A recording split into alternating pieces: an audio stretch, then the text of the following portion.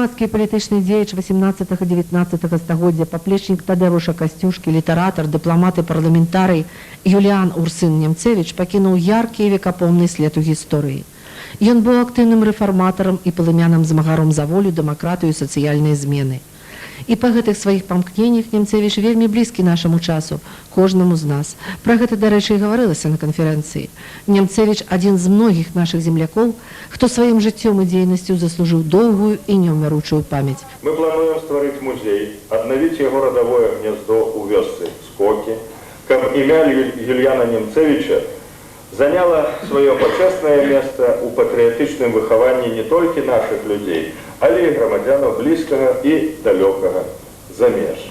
Мне вельмі прыемна яшчэ раз сардэчна павітаць вас на гэтай канферэнцыі, прысвечанай Юліяну Немцевічу, пажадаць плёну і поспехаў у высокаўроднай справе папулярызацыі беларускай і сусветнай матэрыяльнай і духоўнай спадчыны.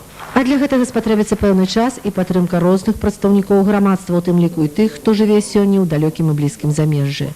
А тое, што ў замежжы ведаюць і памятаюць Юліяна Немцевіча, яшчэ раз пацверджана сёння.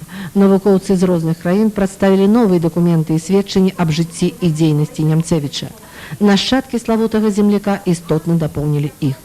У канферэнцыі ўзяў удзел генеральны консул Рэспублікі Польшча ў Брэсце пан Рамуальд Кунат. Застаецца дадаць, што акрамя тэарэтычнай часткі ў праграме канферэнцыі яшчэ і наведванне радавой сядзібы Немцевіча ў вёсцы Скокі Брэсцкага раёна.